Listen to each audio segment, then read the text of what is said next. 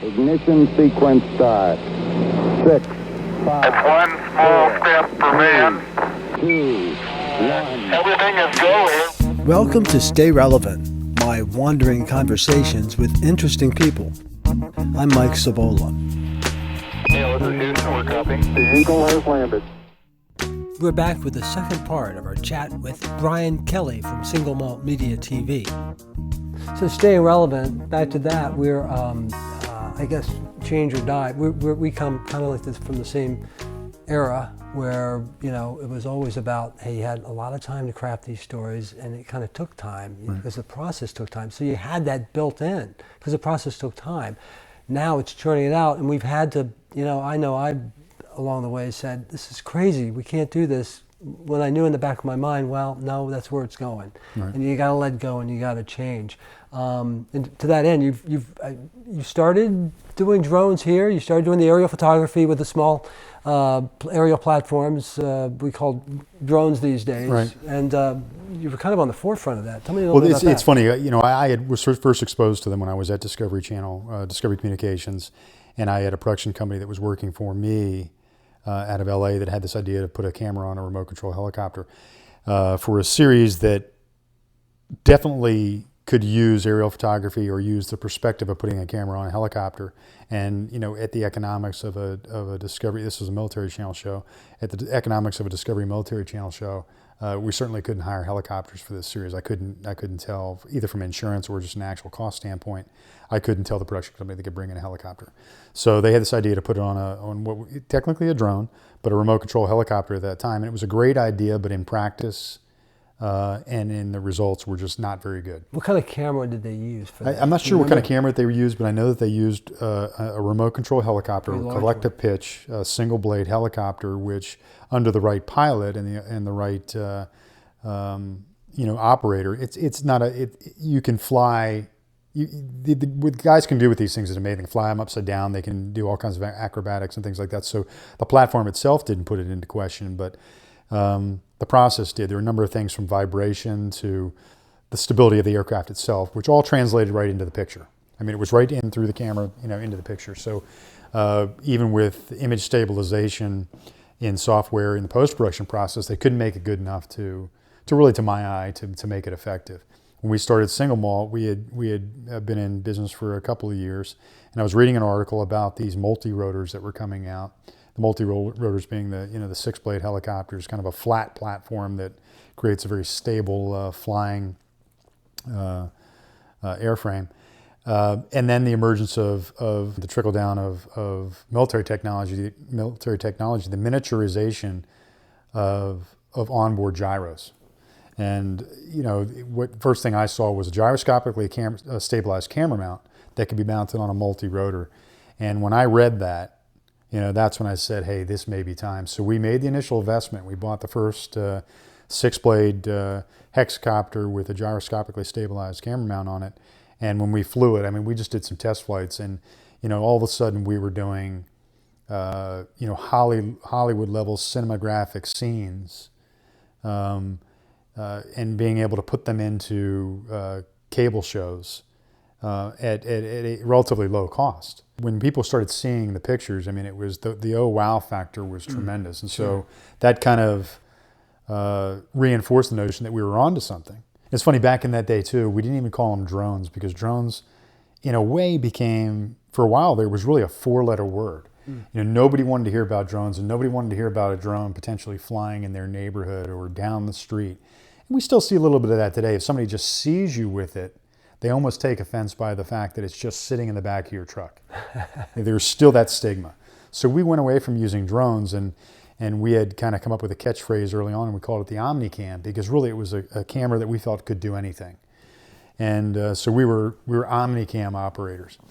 And this is your phrase. Yeah, it was really something we just came up with. We didn't trademark it or anything. We just were, in a way, kind of flying below the radar, no pun intended, but we weren't sure where it was all going. We weren't going to make a massive investment in this.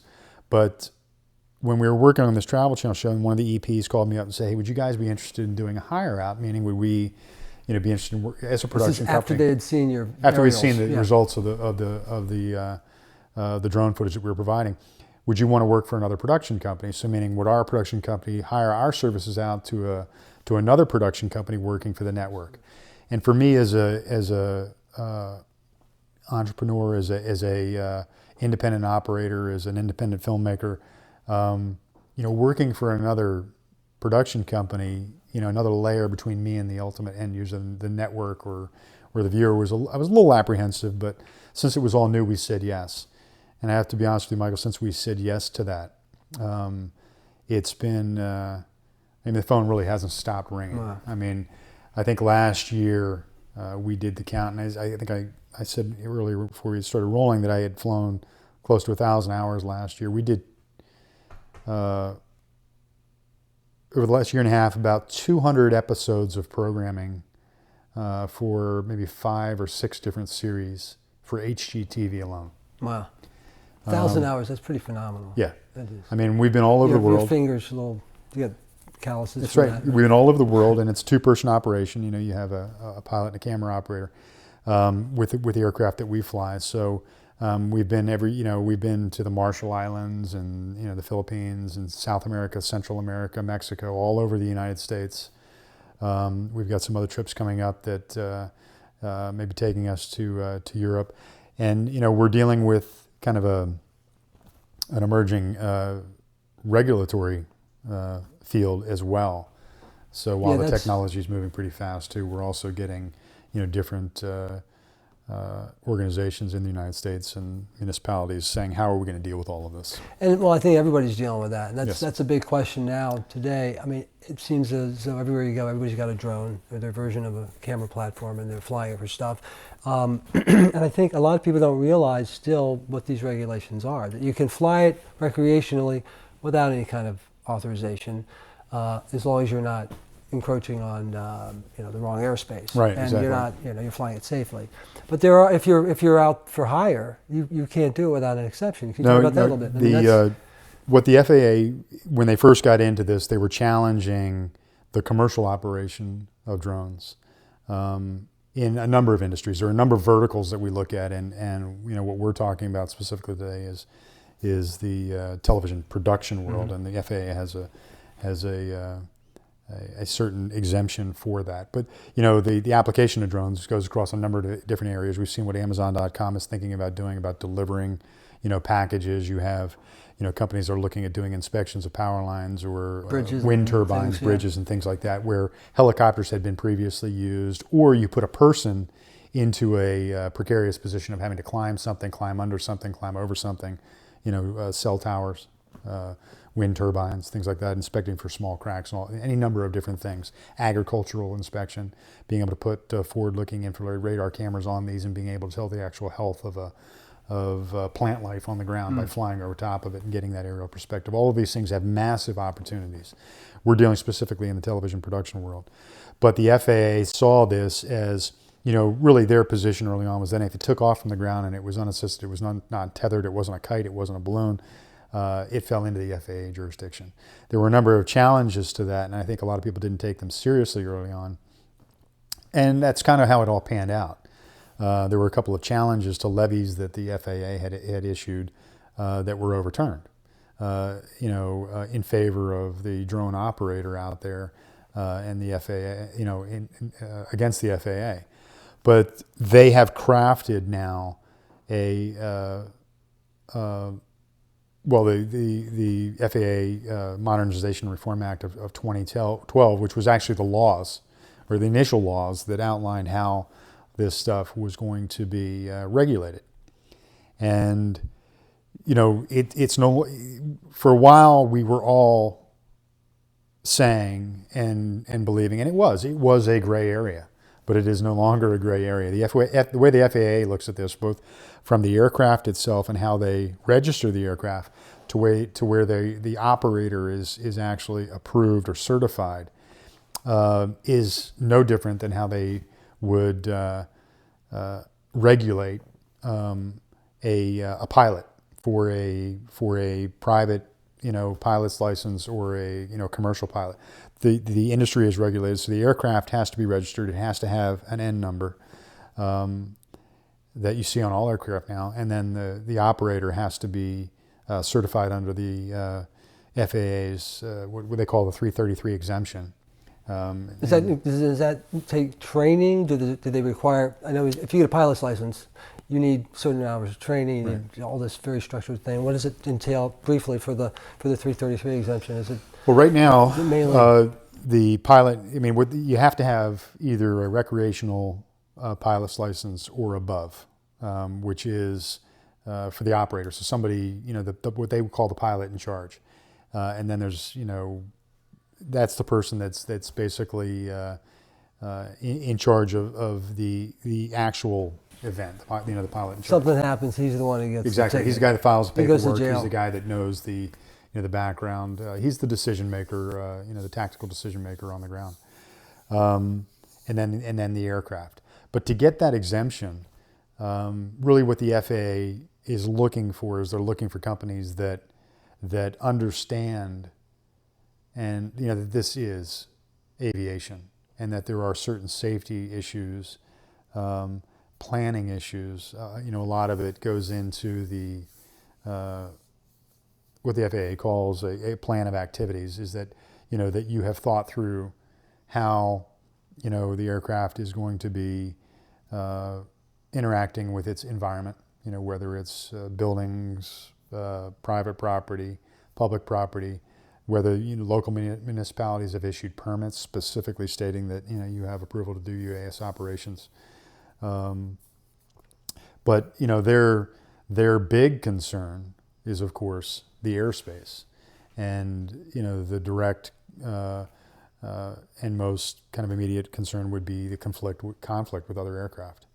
So they just want to have a solid information flow of knowing where UAS operators are filming and for what purposes and how that could potentially conflict with an aircraft.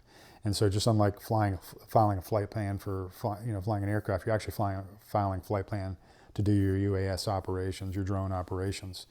And so on a kind of local level, so that an FAA inspector or the computer system That's where you are. You basically not like a train.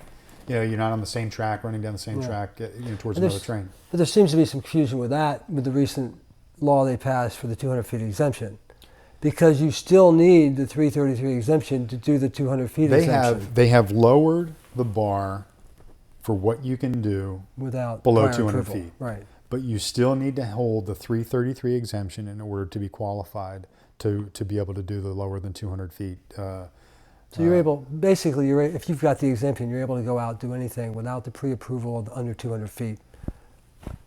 Roughly, that's kind of that. how. I mean, But it's not. It doesn't give anybody. I think where the confusion's coming in, everybody's saying, "Oh, there's a 200 feet exemption. I can go fly my drone for purposes." But that's not. That is not the case. That is not the case. We've also heard back from. We do a bit of. I've been asked since we started doing this, and we've been kind of at the forefront of this for a couple of years. We've been asked to come in and do some speaking engagements around. What the regulations are, what are the operational issues for doing this, what are the safety issues, what are the things to look for, how can it be, what are the best practices, what can be done, what can't be done with a drone. And we've gone into networks, we've gone into production companies. Some of the questions that come out are, if you are complying with the FAA regulations, do you still need to have the certification? And the answer is yes. It's an absolute. There are no gray areas. But we're not talking about an operator for recreational purposes, right? Well, no. I mean, if you still have to follow regulations, but Yes. you don't need the exemption for this recreational is purposes. all commercial. Commercial, right? Commercial For use. being paid to do right. Exactly right. Yeah. So, and then there are specific exemptions granted for the verticals that I talked about before. What they're looking for is, operational awareness of the field that you're in. What are the risks, the inherent risks that you would encounter in the field that you are specializing in? In our field, in motion picture and television operations, it could be anything from working on a motion picture that involved pyrotechnics to how we would conflict with what they refer to as participating and non-participating personnel. So if you were on a feature film set or you were on the set of a television production, a participating person would be somebody that was aware of what was going on, knew that you were doing a UAS operations, was aware of the risks, was aware of the safety issues that that we as pilots have to mandate under a closed set operations. What to do, what not to do. The non-participating person would be the Mr. Joe Public that just comes out walking onto the set or walks into the exclusion zone that you've set up. And so in order to protect those non-participating persons, to protect the privacy of non-participating persons, the FAA has set up these guidelines, these rules and regulations that basically govern how you operate. So not are they looking at commercial operations, but they're also looking versus non-commercial operations, which you say the hobbyist, but they're also looking how these systems, these unmanned aerial systems, are integrated into our society as a whole, so that we're not, you're not getting some guy that just goes out and buys a drone on Amazon.com and then flies it and lands it on the White House lawn, which we know happens. Last week, 2 weeks ago, that was at the U.S. tennis tournament, the U.S. Open tournament. Yeah, I mean any number of things. People do dumb things with cars, Right. and so you're always going to have people that have access to these things that are going to, make everybody question is it smart to have these things at all? At every stage of any new technology, this happens. Exactly right. I mean, that's where we are here. In the world today, you have aircraft that multi-engine jet aircraft that take off from an airport. They'll fly to 40,000 feet at close to 500 miles an hour with 200, 300, 400 people on board, and then they land in at the airport destination, and no fuss, no muss. But that aircraft is still flying over civilian populations, cities, metropolitan areas, and God forbid something ever happens, one of those planes falls out of the sky. You're risking, civilians, people on the ground. Now, I think if in the world of Wilbur and Orville Wright, I mean, when that plane and the first planes flew over somebody's house, I'm sure people are going, geez, somebody just flew over my farm, somebody just flew over my house. If aviation had been created last week and all of a sudden we had 747s for the first time flying over our house, I think people would probably be questioning it. Right now, what you have is people seeing drones in the air for the first time. Now, the drones that we fly and the drones that most people fly, average about 16 pounds. Is the ones I fly. And we're some of the larger ones that are done for aerial cinematography. The smaller ones, the smaller quads, can be 2 or 3 pounds. Very small aircraft, very small devices. Now, that obviously poses some problems in of itself, but the inherent risk of one of these things falling out of the sky and causing injuries to multiple people is pretty slim, and from a property damage aspect, it's negligible. You're really talking about a carbon fiber frame. The blades spinning. If they hit something, they could do some damage. But if you hit a car, you're probably talking. If you did $1,000 worth of damage by hitting a car, depending on the car. I think that would be something to talk about. So there's always going to be things in our society that create risk. This one, what I think people have to be aware of, that is it greatly reduces the risk, and exponentially reduces the risk. Earlier this year, 2 helicopters crashed into one another on the set of the show Dropped down in Argentina. So I think 5 people on each aircraft, 10 people died. So where do you think it's going? It sounds like it's in a good place right now. I mean, you talk to most people, right now they're like, oh, I don't know, I hear about these drones interfering with firefighting in California, and these drones buzzing other airports and all these near misses. Oh my gosh, who's going to do something about this? It sounds like it's actually in a good position right now. It's in a good spot. It's in a good position. I think what we're seeing is the accessibility of some of the smaller, quad rotors have instigated people to go out, buy one, and then say, let's see what this can do. And that's because it's new. And I think the newness of it is starting to fade. And you're seeing more people that are saying, let's look at this as a, what are the opportunities here? What are the real life responsible opportunities that we can explore or we can exploit in the use of drones? Funny anecdotal story. A couple years ago, I got an email about a show that somebody was hiring us on, and the line producer, said, "Hey, I understand you're a drone operator. Blah blah blah. We're doing this show. What are your rates? Whatever." And then he closed the email with, "And how do we know you're not just some Yahoo with a drone?" And I tell this story a lot because, as it turns out, there are a lot of Yahoos with a drone out there, guys that just want to buy one, fly it to 2,000 feet till the battery quits, the thing falls down to earth and crashes, so that they can post that on YouTube, and their investment of $1,000 into the Phantom is somehow justified by the fact that they get 100,000 hits on YouTube. But I think that's going to fade. I think people are going to get tired of going out and buying these things and then flying them into a lake or flying them into a tree and saying, what, it was interesting while it was there, but now I'm going to go back to my life and kind of leave that to the professionals. And I hope we're getting to that point where people are starting to leave that to the professionals, or at least the combination of regulation, the specialization of people being trained to do specific things with these, and then raising the bar on the quality, so that the end user, the television network, or the company that wants to have their wind turbines inspected are looking for somebody that does this job in a responsible way, that meets the rules and regulations that exist, and that at the end provides a quality product in doing what they do. And now they are professionals, or they specialize in this.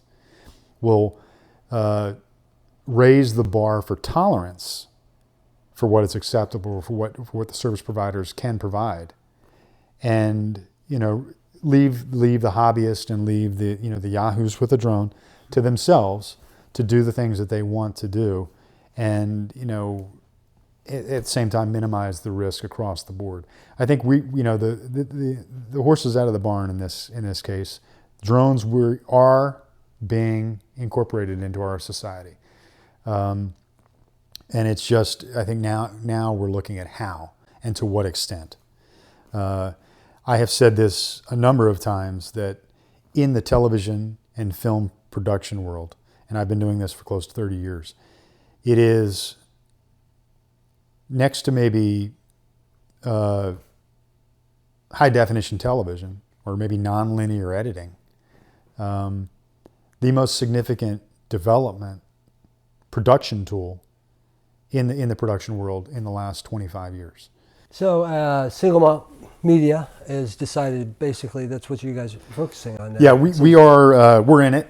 We're in it to win it. We're in it pretty deep now. Like I said, that it has transformed my business to a large degree, both from a tactical and a strategic standpoint. Right now, we're doing some pretty deep strategic evaluation about where the opportunities exist. I think we've seen that they exist in the television world, and that will continue to be the case, and we're going to try to see how we can maximize that opportunity.